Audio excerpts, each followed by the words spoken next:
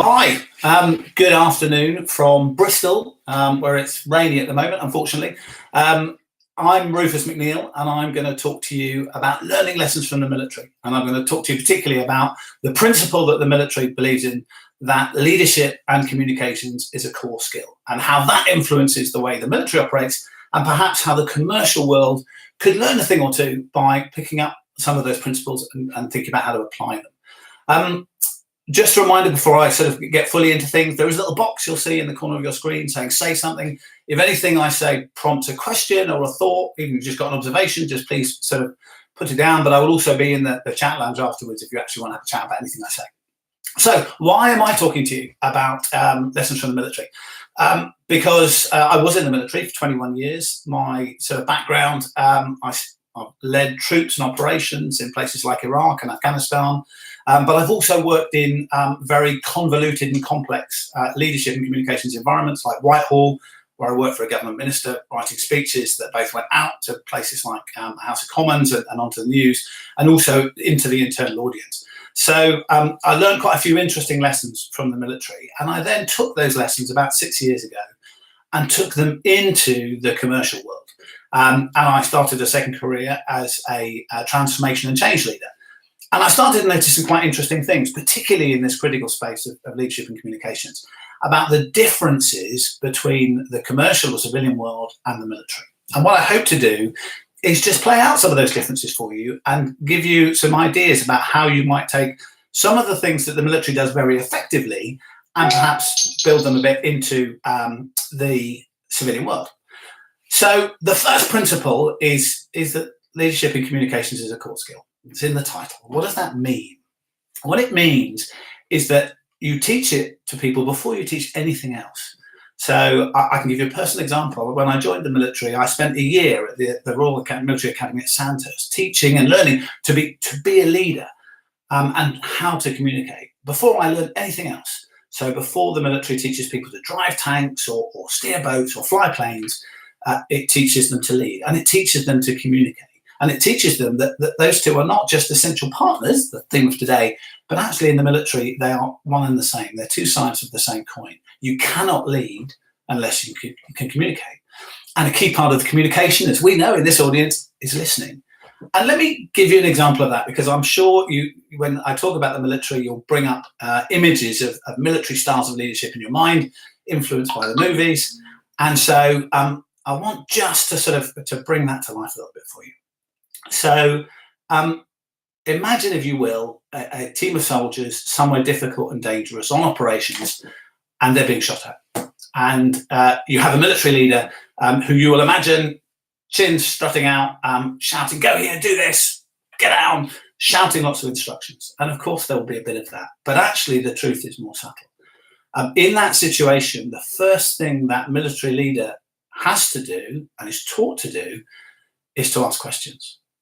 Where's the shooting coming from? Is everybody okay? Can we go left? Can we go right? And the person who might have that information, that critical piece of communications that allows the leader to lead, might be a young, terrified 18-year-old man or woman with their head down, with bullets flying around them. And they're the one who actually knows where the bullets are coming from, or can see whether you can go left. And it's dangerous to the right, but if you go to the left, we'll be safe. And so right from the word go, the military is taught that you can't lead without communicating, and communicating is a two-way process. It often involves reaching out first, drawing in information, and then making your decisions. Now, why does all that matter? Because it's taught as a core principle, and it's taught not just to the leaders, but it's taught to everybody. That communication, even to that young 18-year-old, they're taught that from the word go. Almost before they learn to fire a rifle, they're taught how to pass information on. That's absolutely instilled into everybody. And I'll come back to the civilian world, because I think the civilian world is different. But the other thing the military does is how it thinks about communications. And it thinks about communications in relation to leadership as a kind of single activity, or a single channel, if you like. And so when the military communicates, it uses orders, and orders are very formulaic and they're very structured. And in the civilian world, you find them quite sort of oppressive, actually. But what they do is they provide a structure to communications, which means that communications it links everything together. It's not just about the activity, the operational activity, but it's also about how the functions support that operational activity. That's always in the communication. What's the role of IT in this? What's the role of HR in this? What's the role of the communications people in this? And it is always setting context before it talks about anything else. It's always painting the bigger picture and then giving you all that detail. And it's doing it in a lump. It gives you it all together. So it joins the activities up and presents you a joined up picture. And because you've been taught that leadership and communication is a core skill, it's a game for everybody. There aren't a specialist group of people who provide orders. Everybody does it. And that goes from the most senior people all the way down to the really junior ones. And everybody's expected to know how it works. So what? So why does any of that matter? Well, if you go and look at how the commercial world operates, it operates on a slightly different basis. Firstly, the commercial world doesn't tend to treat leadership and communications as a core skill. What happens is it's most interested in specialization. It's interested in great accountancy skills or brilliant app development skills and IT skills. It wants the specialization. And what it tends to do is it takes people and it gradually lets them accumulate responsibility until they get to a certain point when all of a sudden they're leading and they need to communicate. And then it sits back and says, you've kind of by default become a leader. I better teach you to become one. And I better arm you with some communication skills to help you exercise those responsibilities. Now, they're already there, they're doing it. And quite often the lessons they've learned about how to do it are related to that function or that discipline. They're actually rooted in good finance or in the operations of that business, be it sort of manufacturing or marketing, whatever it happens to be. They're not generally about how to motivate and inspire people and communicate with people and converse in a two-way conversation with people. And so that needs to be added later, and it's painful. So that's one challenge. And what's the consequence of that challenge? In brutal terms, you get people who can't lead and can't communicate, who are leading. And I'm sure we've all been there. We've seen some really quite senior people who are unable to get their ideas across, and they are unable to take people with them. And they don't even realize in some cases that it's a really key job of theirs until it's really quite late. And that has a second knock-on consequence that they then tend to lean on and have a relationship with people who do communicate that's slightly twisted and stunted because they think, okay, I've got to this point by doing all this stuff. I'm going to keep doing that because I know it works. And then I just need you to communicate the stuff I'm not very good at, rather than treating it as a whole. But there's another consequence, and it's a quite interesting one, and it's even more relevant, I think, to this audience. And that is that specialization leads to silos. And we all understand the challenges of silos. I'm sure that in almost every business that you work in, you have an equivalent of the problem of silos. And they can be operational silos. They can be between different parts of the business who service different markets or different products. And they can be functional silos, and the difference between HR and finance and then operations. But what happens in those silos, they get really, really deep, and they all develop their own communications channels within them. And they all develop their ways of communicating within them. So what we've effectively done is we've broken up the ability to communicate into a whole series of little disconnected parts. And then off to one side, you quite often have the group of people who are the most skilled at communications in a box, the internal communicators, or the marketeers who talk to the outside world. And these are individuals with fantastic skills who can tell stories and paint pictures rather than use words, and really have some quite sophisticated techniques up their sort of sleeve. And yet quite often they're asked, because they're in a box, to promulgate the company values and push the amount of charity money we've raised this year and spread good news stories, and frankly leave everything else to everybody else because they know what they're doing. Don't interfere with HR and their opinion surveys because that's their turf. Don't mess with the operational channels because they're all about running the manufacturing plant better. And that's a killer because it really inhibits the ability to communicate as an organisation and even think as an organisation. So those are the challenges, and they're really quite deep rooted. What can you do about them? How can we take some lessons from the military and rethink those? Well, the first one is if we go back and look at that principle that leadership and communications is a core skill, is just accepting that that's true. And that means that in any business, anybody you bring in as part of the induction, and any business that's really got its act together tends to have some form of induction program, needs to stress communication, and not just for the leaders, but for everybody. And I know from my experience in some of the businesses I've worked in, the core activity of the business is what takes priority. And it's all about making the warehouse run properly, or making the call center work effectively, or getting the production line running as smoothly as possible. But what we don't teach people is a fundamental part of that is when you see something, say it, and talking to your bosses. And then we don't teach the people who would be bosses at a very early stage to do the same. I will give an example of graduates. Graduates, when they get brought in, again, are quite often put on something functional. They have no time invested in them right at the start, and it doesn't need to be much. Explaining the principles of leadership and the principles of communication, and being taught this is what you do. It is part of your job from the very moment you go, is that you need to be able to listen and ask, and then convey opinions and show your leadership sort of example, if you like. So, I mean, that's probably beyond the realms in many businesses of this audience to fix, actually. That is a fairly fundamental point. And lots of businesses have their leadership programs and their talent programs. It's interesting how late some of those start.